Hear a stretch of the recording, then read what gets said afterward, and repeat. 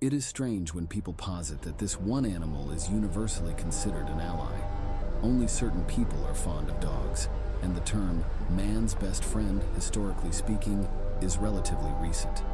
To quote a relevant internet comment, dogs may be considered man's best friend in modern-day affluent westernized societies, but they weren't always. For centuries, if not millennia, they were mainly wild animals that roamed human settlements, eating scraps and leftovers, fighting with each other in the streets, and spreading diseases. This is still the case in some places. Or they were animals kept for working, such as shepherd dogs. To quote another relevant comment, in many cultures, the dog is a very lowly regarded animal. In some religions, it is even seen as unclean. In medieval Europe, dogs were more or less parasites in the cities, unless they were the nobles' hounds. Yet where possible, they were used for the kind of slave labor you wouldn't usually let a human do, or just when you had no human available. Example given, coal carts, run treadmills, etc. Since they bred well by themselves, they were replaceable, so it was no problem to work them to death.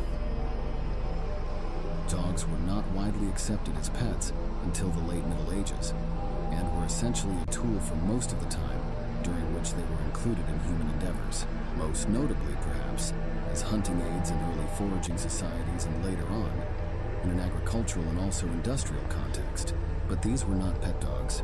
They were akin to beasts of burden, which is an animal that does work for the benefit of a human. Dogs were used for practical purposes for a long time, before they were ever viewed as house pets or treated as commodities. Rather than somehow our besties by nature, they were seen as fundamentally no different than livestock animals. An excerpt from the 1978 book, The Dog Crisis, by author Iris Nowell. Since the beginning of their domestication, dogs have served man in practical, exploitative, and sometimes touching ways. Tibetan monks inscribed prayers on pieces of parchment, which they then placed in a prayer wheel. Dogs were employed to run on a treadmill to spin the wheel, keeping the prayers, so the monks believed, in a constant state of being said. Similarly, in Europe, dogs ran in treadmill cages to turn roasting spits. Other household duties were churning butter and raising buckets of water from wells. Hitched to a cart, the dog was one of the first door-to-door delivery services for bread, milk, and vegetables in Europe and America.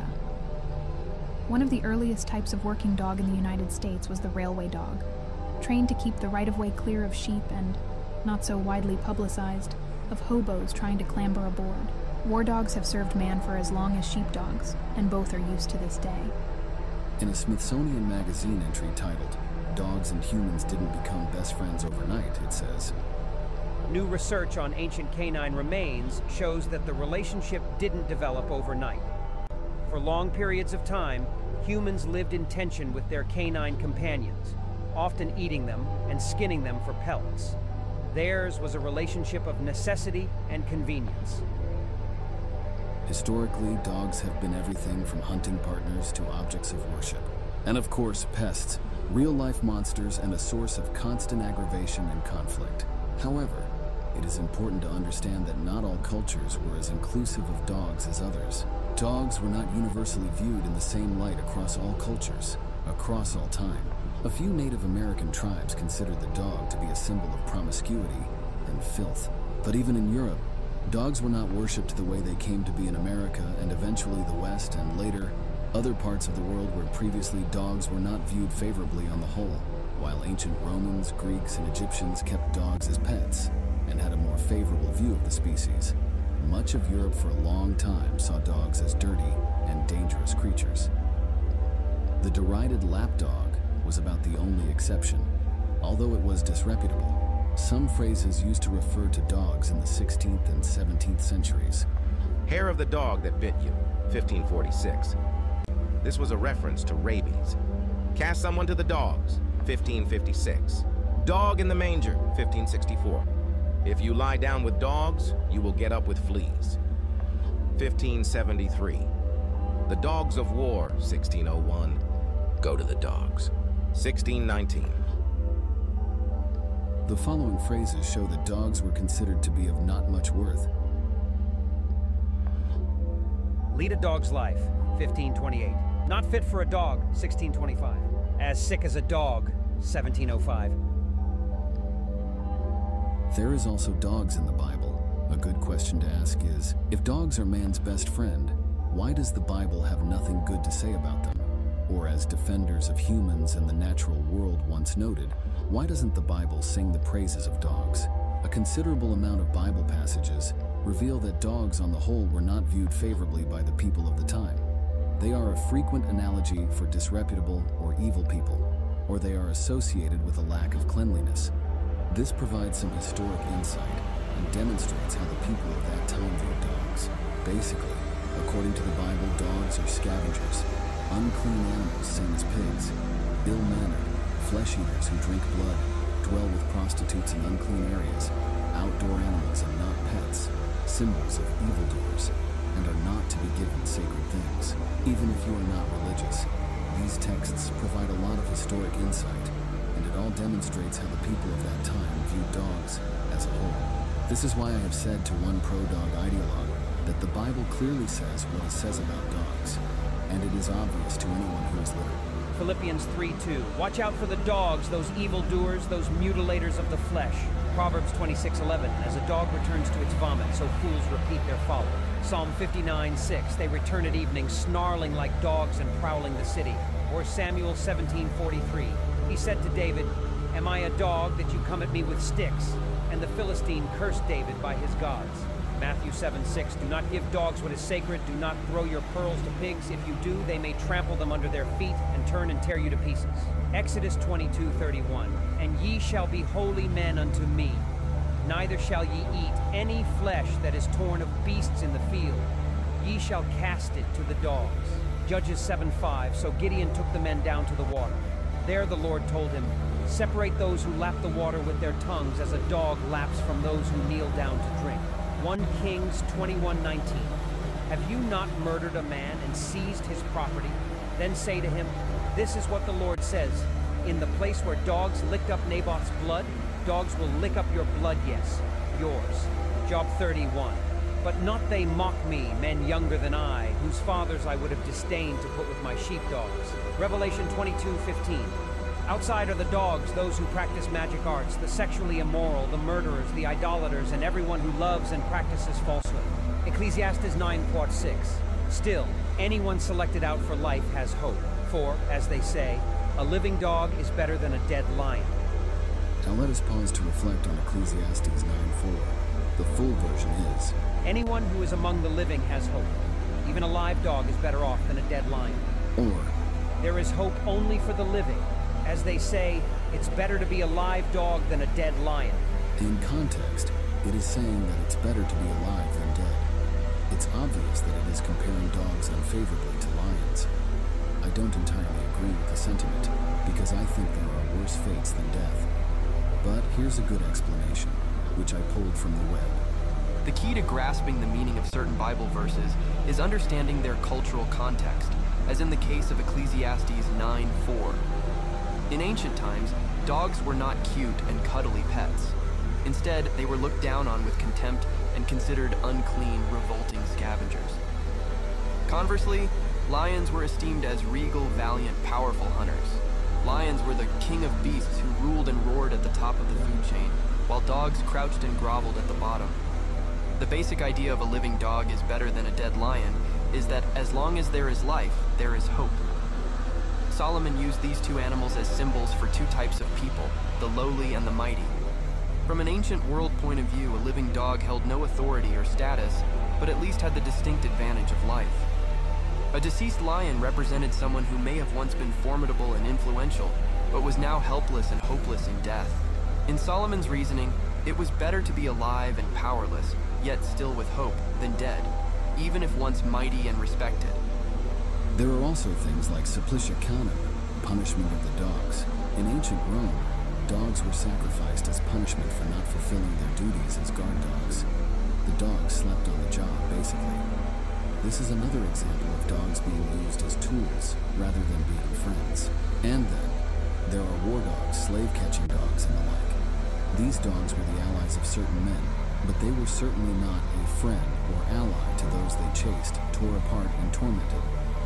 Dogs have an extensive history of use as tools of oppression, subjugation, and terror as well. If dogs were truly man's best friend, then it should be impossible to utilize them in this fashion. Then, there are things like this to consider. Dog worshippers today often seem to believe that dogs are on a par with humans. But in the past, people who did this treated dogs like humans in every regard.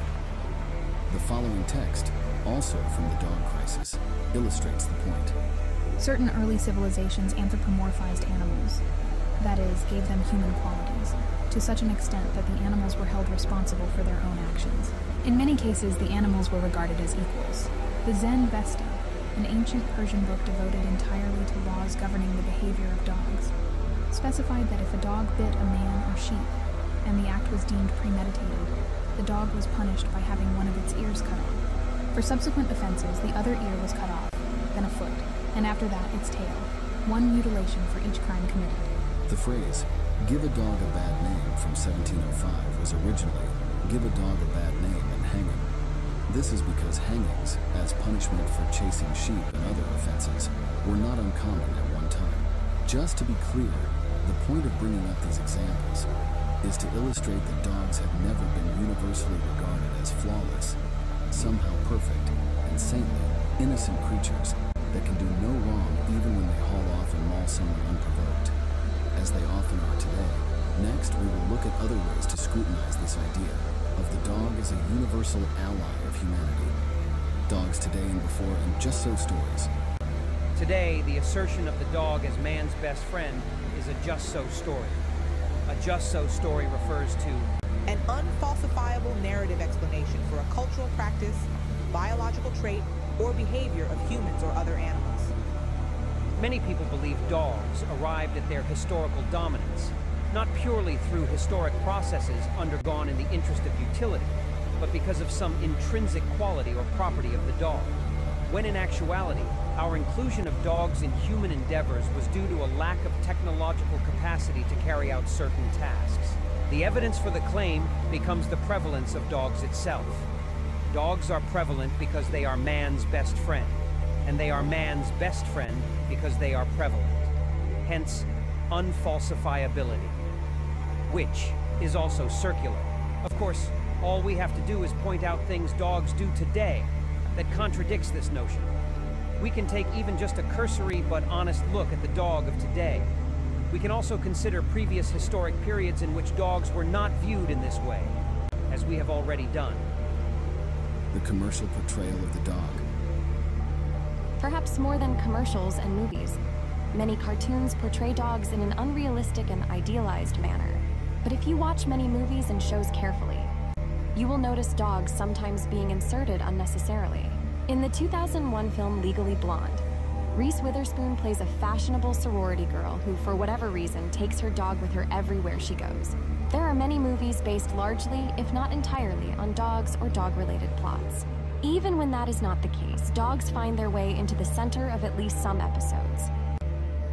101 Dalmatians, Air Bud, Beethoven, The Beverly Hillbillies, Dog Whisperer, The Flintstones, Homeward Bound, The Jetsons, Kit Bull, Lady and the Tramp, Lassie, The Little Rascals, Married with Children, Milo and Otis, Old Yeller, Our Gang, Rin Tin Tin, Scooby-Doo, The Simpsons, Where the Red Fern Grows, The Wizard of Oz, and many more. However, if you observe older media that includes dogs, you will notice how in different time periods, dogs don't always have the same status as omnipresent fixtures in daily life, like you might see with more recent and updated films and shows. This reflects the practices of the respective time periods. For example, on one Simpsons episode, the family dog is kicked out of a bar. In a scene from the 1990s show Seinfeld, a dog bites one of the main characters named Elaine, and the dog's owner along with the dog gets thrown out. Hey, you can't have that dog in here. The way this is spoken, it conveys that during the time, it was a common expectation for this realm of human activity to be closed off to dogs. In an informative Reddit post, which I will share shortly, someone mentions a book which highlights just how differently people will view dogs. The author of the post cites a book in which we get a view into dog nuttery as something exclusively reserved for the wealthy at that time. There's an old book by Jessica Mitford which talks about this. This used to be almost exclusively the issue of the very wealthy. Think of rich women being painted with their lap dogs. Now the issue has spread far and wide. In the book, Jessica runs away from her very famous and wealthy British family to elope with a man and go fight alongside the communists during the Spanish Civil War. As they're crossing into Spain, she is horrified by the way some poor folk treat their dogs and vocally complains about it. The little princess grew up on this beautiful ancient estate where the dogs were the equivalent of people. Her new husband, though, tells her to shut up and says that the British obsession with dogs is seen as part of their aristocratic decadence, that the British go around colonizing countries and treating people like dirt, but then go home and worship their dogs, anthropomorphizing them while being monsters to their fellow humans. These poor people, though, keep their dogs for work and other purposes. Just because they're not overly sentimental doesn't make them bad owners.